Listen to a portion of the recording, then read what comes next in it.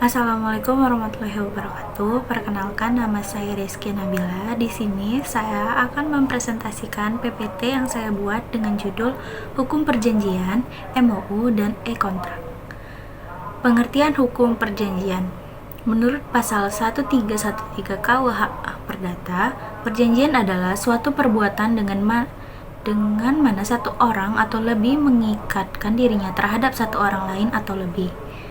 Subjektif mendefinisikan perjanjian sebagai suatu peristiwa di mana seseorang berjanji kepada orang lain atau di mana dua orang saling berjanji untuk melaksanakan suatu hal. Pengertian MOU. MOU atau Nota Kesepahaman adalah dokumen yang memuat saling pengertian dan pemahaman antara para pihak sebelum dituangkan dalam perjanjian yang formal. MOU merupakan perjanjian pendahuluan yang mengatur pokok-pokok yang akan dituangkan dalam perjanjian utama. Karakteristik MOU dan kedudukan hukum MOU. Karakteristik MOU yang pertama bersifat pendahuluan, yang kedua isinya ringkas dan memuat hal-hal pokok, yang ketiga memiliki jangka waktu terbatas. Kedudukan hukum MOU.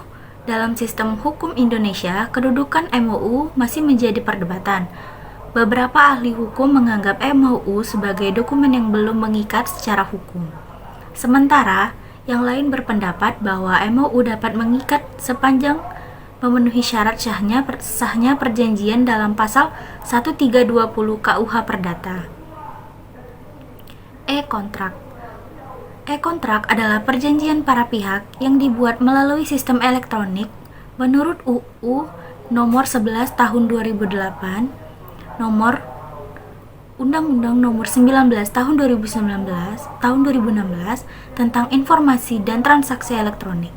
Kontrak elektronik adalah perjanjian yang dimuat dalam dokumen elektronik atau media elektronik lainnya.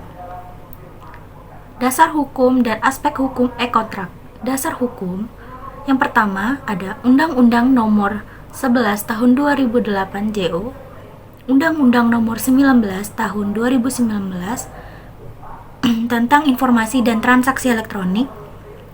Yang kedua, PP nomor 71 tahun 2019 tentang penyelenggaraan sistem dan transaksi elektronik.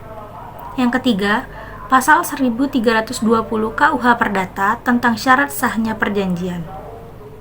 Aspek hukum e-kontrak ada kebebasan tanda tangan elektronik, yang kedua, waktu dan tempat terjadinya kesepakatan elektronik, yang ketiga, alat bukti elektronik, yang keempat, pilihan hukum dalam transaksi elektronik lintas batas, yang kelima, perlindungan konsumen dalam transaksi elektronik.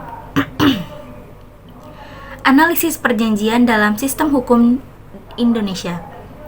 Perjanjian dalam sistem hukum Indonesia mengacu pada KUH Perdata yang merupakan warisan hukum Belanda. Meskipun berusia lebih dari 1 abad, prinsip-prinsip dasar hukum perjanjian dalam KUH Perdata masih relevan dan diterapkan hingga saat ini. Asas kebebasan berkontrak memberikan keleluasaan bagi para pihak untuk menentukan isi perjanjian selama tidak bertentangan dengan Undang-Undang Ketertiban Umum dan keasusilaan.